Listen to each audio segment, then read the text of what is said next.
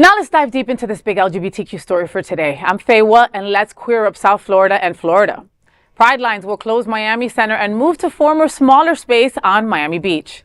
Pridelines, Miami and South Florida's oldest LGBTQ+ organization, announced late Friday that it will close its Liberty City Center and relocate to a smaller space in Miami Beach.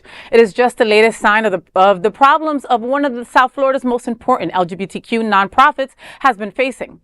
In a press release sent out under the name the Pridelines team and board of directors, with no specific individual attached, the organization said it will move its headquarters to the Miami Beach LGBT Visitor Center at Old City Hall on Washington Avenue. The statement described the move as a homecoming and an effort to reconnect with our mission. But the decision marks a dramatic reduction in space and shifts Pridelines from central Miami-Dade County to a more isolated Miami Beach location. Advocates note this will make it harder for LGBTQ youth across the country across the county to access programs and resources.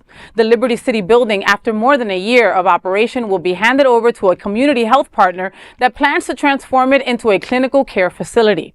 Pridelines says it will eventually return to that space to host support, wellness, and development groups, but gave no clear timeline. The change comes amid ongoing financial pressures. While Pridelines highlighted upcoming new programs and partnerships with the Miami-Dade Gay and Lesbian Chamber of Commerce, the move underscores serious challenges facing the 43-year-old nonprofit. Pridelines' new Miami Beach headquarters will open from August 18th, Monday to Friday, 10 a.m. to 6 p.m. You know, we all know the world that we're in, and nonprofits are definitely affected. My thoughts go out to the youth and queer folks in the Alapata area that relied on help from Pridelines being at that location. Right, and it's an important question. How will people get to the South Beach location? It's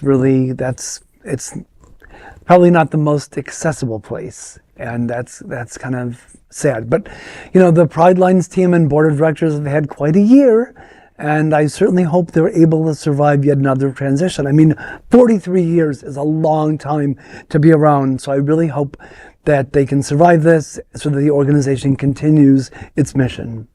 Yeah, and you know, I'm not as familiar as both of you are with the Miami area, but maybe if there's some funding out there, they can work something out with the mass transit or something like that for the youth so that they can get passes. I'm not sure if it's realistic to travel that way, or maybe, you know, something similar to a Lyft or something where they can get discounted, you know, free passes to travel. Yeah, I mean, you're not around 43 years without having thoughts like that, right? So I think that this was part in their wheelhouse already. Okay. You know, but I mean, they would have to probably get that to a different caliber, right? With moving down to Miami Beach. Yes. Yeah. So we wish them well, and that is the big LGBTQ story for today. There is no other queer nonprofit media platform like this in the entire world. Support our LGBTQ stories by subscribing and sharing Queer News Tonight.